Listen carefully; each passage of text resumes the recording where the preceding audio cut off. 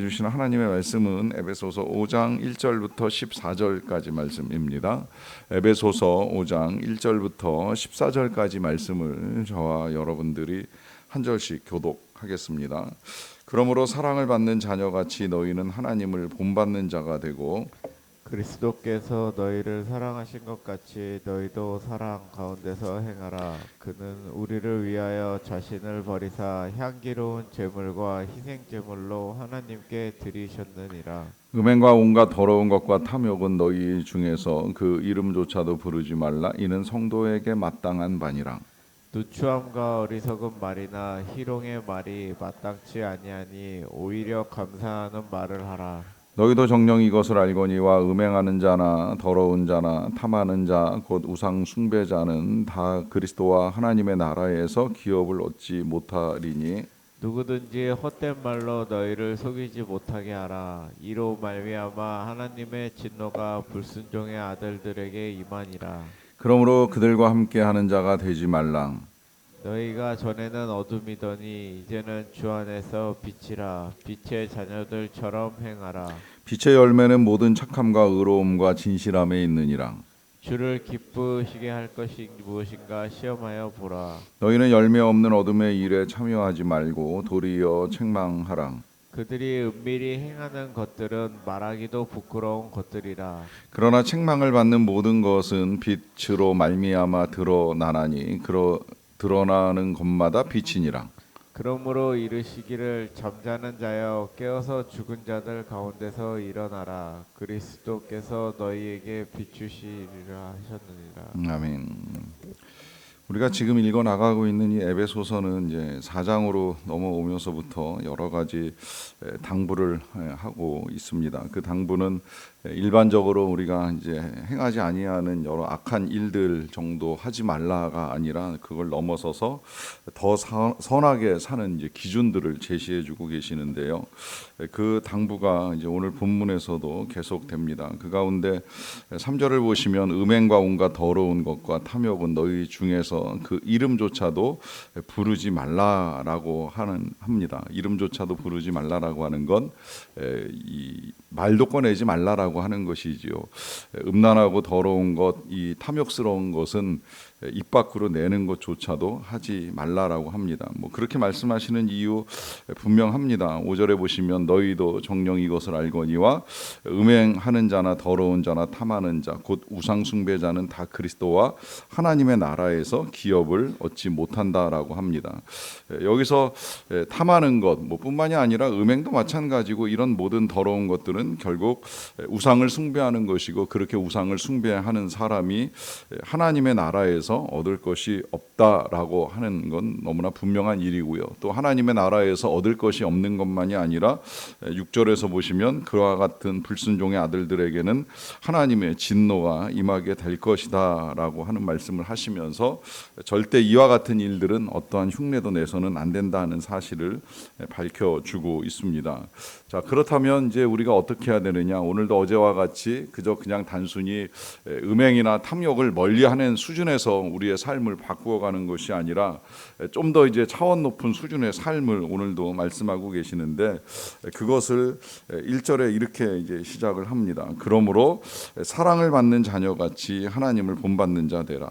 또 2절에서는 그리스도께서 너희를 사랑하신 것 같이 너희도 사랑 가운데서 행하라 하고요. 또 넘어가 8절에 보시게 되면 너희가 전에는 어둠이더니 이제는 주 안에서 빛이라 빛의 자녀들처럼 행하라라고 하는 말씀을 하십니다. 어떻게 보면 모못같이 모모처럼 이제 이런 표현들을 통해서 마치 흉내를 내라 하시는 것처럼 보입니다. 사랑받는 자녀 흉내를 내라든지 또 사랑하신 것 같이 해보라든지 빛의 자녀들처럼 살아보라든지 이제 이런 말씀을 하시는데 실제는 이제 그걸 흉내 내라 하시는 말씀이 아니라는 건 아실 것이라고 생각을 합니다. 오히려 우리는 실제 하나님의 사랑을 받았고 또 그 사랑을 받은 이후에 우리는 빛의 자녀들이지 빛의 자녀들처럼 살아야 하는 것이 아닙니다. 빛의 자녀가 되었습니다. 이걸 이제 우리가 어떻게 받았느냐라고 하는 걸 이제 먼저 아셔야 하겠기에 예수 그리스도께서 우리를 위하여 자신을 버리사 향기로운 제물과 희생 제물로 하나님께 드리셨다는 사실을 또다시 일깨워줘요. 이 말은 이제 예수님이 십자가에서 죽음 당하신 것을 이제 제물로 드려지는 일이라고 이제 다시 설명을 해주는 것인데, 그 제물을 두 가지로 지금 표현을 하고 있습니다. 하나는 향기로운 제물이고 또 하나는 희생 제물이라고 하는 것이죠. 희생 제물이라고 하는 건 누군가를 대신해서 죽음을 당하는 존재를 일컬어 쓰는 표현인데, 바로 그렇게 이제 예수 그리스도께서 우리를 대신해서 죽임 당하시는 일을 하시는 그 온전한 섬김으로 우리의 구원을 이루셨다라고 하는 것은 뭐 너무나 이제 익히 알려져 있는데, 거기에 이제 더하여서 그와 같은 희생 제물이신 예수 그리스도가 향기로운 제물이라고까지 이제 표현을 합니다. 이 표현이 사실 구약 시대부터 지금까지 이해하기가 조금 어려운 표현이라고 저는 여겨집니다. 왜냐하면 구약 시대에서도 제사를 드릴 때에 그 제사가 이제 하나님께 연락이 되면 이제 하나님께 바쳐지는 향기로운 이제 제물이다, 이제 이런 표현이 레위기서에 종종 등장을 하거든요. 그런데 실제로 생각을 해보면 이 제사에서 드려지는 제물은 결국은 이제 연기가 돼서 하늘로 올라가는데, 그 연기의 냄새가 향기로워야 뭐 얼마나 향기롭겠습니까? 뭐 기껏해야 고기 냄새고 아니면 탄내밖에 되지 아니한데, 이것을 가지고 향기롭다라고 과연 표현을 할 수 있을까? 우리가 일반적으로 향기롭다라고 하는 건 뭔가 정말 매력적으로 끌리는 냄새가 날 때야 향기롭다라고 할 수 있는데, 지금 성경에서는 제물이 타서 올라가는 냄새라든지, 아니라고 한다면 예수님이 십자가에 달려 돌아가시는 그 상황도 결코 향기롭지 못한 상황이잖아요. 피비린내 나는 골고다 언덕 위에서 예수님이 울부짖으면서 그 영혼을 하나님께 의탁하실 때 그렇게 죽어가신 예수님의 몸에서 뭐 어떤 향기가 나겠어요. 뭐 기껏해야 며칠 전에 여인이 발라주었던 이 옥합의 향기 정도 바르셨을지 모르겠지만, 그렇다고 한들 땀과 피와 섞인 예수님의 몸에서 나는 그 실제적인 냄새는 절대 향기롭지 않습니다. 그럼에도 불구하고 성경은 레위기의 제물이든지 또 예수님의 죽음을 일컬어서 향기로운 제물이다라고 하는 표현을 사용을 합니다. 왜 그럴까요? 그것은 그만큼 우리에게 있어서 죄가 속죄되는 일이 하나님께서 기쁘게 받으실 만한, 향기롭게 받으실 만한 귀한 사건이기 때문입니다. 구약에서 제물이 타는 것도 그렇지만 우리 예수 그리스도께서 십자가에서 이루신 온전한 구원의 역사는 바로 그 어떤 것보다도 하나님께서 기쁘게 받으시는 일이고, 그만큼 우리의 죄가 씻기는 일은 어떠한 향수나 향유를 바르는 것보다도 하나님께서 받으실 만한 일이 되기 때문에, 그렇게 예수님은 우리를 위한 향기로운 제물로 또 희생 제물로 드려졌다는 거예요. 그렇게 해서 용서함을 받고 죄로부터 벗어나게 된 우리의 삶이 또다시 음행이나 더러운 것이나 혹은 탐욕 같은 이런 것들에 의하여서 더러워진다라고 하면 그것은 받아들일 수 없는 일이 되기 때문에 이러한 당부를 하는 것이고요. 그렇게 이제 제물로 드려지신 예수 그리스도를 믿는 이제 우리의 삶에 일어난 변화에 대해서 아까 읽었던 8절에서는 이렇게도 이제 설명을 해줍니다. 너희가 전에는 어둠이었다라고 합니다. 자, 여기서 너희가 전에는 어둠 속에 있었다라고도 표현하지 않고요, 어둠 그 자체였다라고 하는 말씀을 하세요. 이렇게까지 표현하는 이유는 그렇게 어둠 자체였던 우리가 이제 변화된 신분을 설명하기 위한 것인데, 그 변화된 신분은 빛이라 하는 거예요. 빛. 주 안에서 빛이다, 빛의 자녀들처럼 행하라라고 하는 당부를 하잖아요. 자, 이 변화, 이 신분은 지금 바울만의 표현이 아니라 예수 그리스도가 우리가 읽어나가는 마태복음에서 제일 먼저 우리를 일컬어 주실 때 사용했던 표현이지요. 너희는 세상의 빛이다. 또 너희는 세상의 소금이다.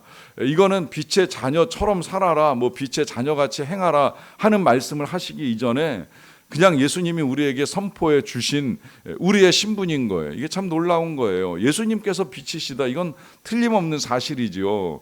예수님이 빛으로 이 어둠을 밝히기 위해서 오셨다는 것이 요한복음이 우리에게 전해주는 바 예수님에 대한 첫 번째 설명인데, 마태는 이 아예 예수님이 우리도 그렇게 말씀해 주셨다는 사실을 밝히는 것으로 복음서를 쓰고 있습니다. 그만큼 이제 우리가 어떤 존재이냐라고 하는 사실을 인식하는 것이 너무나 중요한데, 이걸 인식하기 어려운 이유는 그 뒤에 이어지는 말씀의 삶이 이제 우리에게 나타나는 것이 쉽지 않기 때문입니다.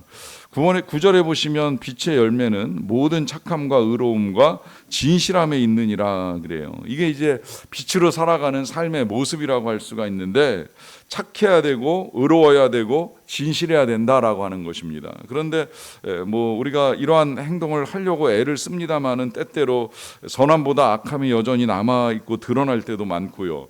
또 의로움은 우리의 것이 아니라 예수님의 것이지 않나 하는 생각이 들기도 하고요.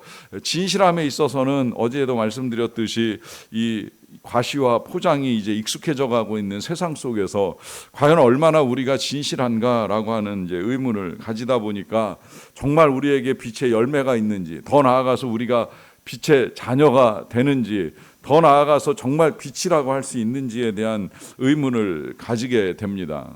그런데 여러분 잘 생각을 해보시면 이 빛이라고 하는 게 직접 내는 빛이 있고요, 직접 내지 못하는 빛이 있습니다. 예를 들면 달빛, 달이 밤에 빛을 비춘다라고 하는 건 맞는 말입니다만은 사실 잘 생각을 해보면 달이 스스로 빛을 내는 것은 아니지 않습니까? 달은 햇빛을 반사해서 이제 이 지구의 빛을 비춰주기 때문에 그 빛을 가지고, 뭐 지금이야 달빛을 이용해서 움직이는 사람이 우리나라에는 많지 않습니다만은 과거에는 달만 환하게 비춰줘도 길을 가는데 큰 어려움이 없을 만큼 걸었던 기억을 저도 가지고 있어요. 그것도 물론 보름달일 때 이제 가능하지만 뭐 금음이나 초승달이면 쉽지 않은 일이긴 합니다만은, 그러나 그만큼 달은 어쨌든 스스로 빛을 내지 못한다고 할지라도 태양빛을 받아서 누군가에게는 길을 밝혀주는 그 빛의 역할이나 사명을 감당할 수 있다라고 하는 것이죠. 그런 면에 있어서 우리는 우리 스스로 빛을 내는 것이 아니라 예수 그리스도의 빛을 받을 때라야 이제 우리도 세상을 밝히는 빛으로서의 역할과 사명을 감당할 수 있다는 거예요. 그런데 문제는 그와 같은 사명을 감당한다라고 하더라도 대낮같이 밝은 낮에 달이 빛을 내는 것은 어렵습니다. 이제 그러다 보니까 이제 우리가 또 우리 자신에 대해서 이제 어떤 존재인가라고 하는 사실을 인식하기가 점점 더 어려워지지 않았나 생각이 들어요. 아무리 세상에서 우리가 그리스도인이다, 뭐 빛의 자녀다, 혹은 빛이다 해가지고 빛을 밝히고자 하는데, 우리가 살아가는 세상에 이제 빛이 너무 강하고 많다 보니까 과연 어떤 빛을 어떻게 비추어 줄 수 있을까에 대한 이제 의문을 가질 때가 있습니다. 그것이 바로 이제 우리가 이 어두운 세상을 보지 못할 때 가질 수 있는 생각이라고 여겨지는데요. 여러분, 이 빛이라고 하는 건 밝은 데서 빛나기가 쉽지는 않습니다. 하지만 어둠 가운데 들어가면 별것 아닌 빛이라 하더라도 굉장히 강력한 빛을 비추는 것을 볼 수가 있습니다. 그것이 우리가 뭐 과거에 사용하던 촛불도 그렇거니와 작은 전등 하나도 켜기만 하면 그 깜깜한 가운데서 놀라운 빛을 발할 수 있지요. 그러니까 우리가 어둠 속에서 빛을 밝히는 건 불가능한 일이 절대 아니라고 하는 거예요. 문제는 이제 우리의 인식입니다. 이 빛이 사람에 따라서 강할 수도 있고 작을 수도 있어요. 이걸 늘 말씀드리지만 교회에서 경쟁할 필요는 없어요. 교회는 다 빛인 하나님의 자녀들이 모여 있기 때문에 뭐 서로 빛을 낼 수도 있고, 그 빛 때문에 우리의 빛이 가려져서 드러나지 않을 수도 있어요. 중요한 건 세상에서 우리의 빛을 비추는 것입니다. 그런데 그 빛을 비추는 것이 때때로 세상에서 더 빛나 보이는 사람 때문에 스스로 초라하게 여겨져서 과연 내가 어떤 빛을 낼 수 있을까라고 하는 의문을 가질 수 있는데요. 말씀드리지만 여러분, 우리는 회색이 아니라 은색입니다. 은색이라고 말씀을 드리는 이유는 어둠 속에 있었던 회색빛의 사람들이 아니라 하나님의 빛 가운데 다시 변화를 받은 빛나는 인생이라고 하는 거예요. 그것이 비록 조연이 되었건 아니면 은메달이 되었건 드러나지 않는다고 할지라도 빛을 비출 수 있는 능력을 가진 사람이라고 하는 사실임에는 틀림없다는 의미입니다. 그러하기에 오늘도 세상 속에서 하나님이 우리에게 주시는 바 그 빛을 받아들이시고 그리고 그 빛을 드러내기 위하여 주님이 오늘 우리에게 당부하신 대로 조금이라도 더 선하게 그리고 의롭게 진실하게 살아가기 위해 저와 여러분들이 힘썼으면 좋겠습니다. 그래서 주의 빛을 드러낼 수 있는 저와 여러분들의 거룩한 삶 되시기를 주님의 이름으로 간절히 축원합니다. 기도하겠습니다. 사랑과 은혜가 풍성하신 아버지 하나님 감사합니다. 전에는 어둠 가운데 있었던 우리들을 빛의 자녀 삼아 주시고 우리가 빛 가운데 행할 수 있는 은혜를 베풀어 주셔서 진심으로 감사드리옵나이다. 세상이 너무나 어둡습니다. 여러 가지 악한 일들도 수없이 많이 일어나고 그 어둠 가운데서 우리가 빛의 자녀라고 하는 거룩한 신분을 주신 하나님께 감사드리고 이제는 그 빛을 세상에 나가 비추는 자들이 되기를 원합니다. 가정에서나 일터에서나 그리고 우리가 살아가는 그 어떤 자리에서나 주의 빛을 비추는 자들이 다 되게 하여 주시옵소서. 하나님께서 우리에게 당부하신 대로 우리가 선함과 의로움과 또 진실함으로 행해 나갈 수 있게 되기를 원합니다. 무엇보다 우리에게 선한 은혜를 베풀어 주신 하나님의 성품과 인격을 닮아 우리도 주의 선하심을 분명하게 드러내는 자들이 되게 하여 주시옵소서. 우리의 모든 죄악을 용서하시기를 기뻐하셨던 하나님을 따라 우리도 용서와 자비를 베풀 수 있게 되기를 원합니다. 또 화해와 평화를 이루신 그리스도의 사랑을 닮아서 우리도 분열 가운데 아름다운 협력과 상생의 길들을 모색해 나가는 자들이 되게 하여 주시옵소서. 그렇게 하나님의 나라와 의를 구하는 자들에게 약속하신 것들을 허락하여 주시기를 원합니다. 가정의 여러 가지 기도의 제목들을 헤아리시고 하나님 도와주시옵소서.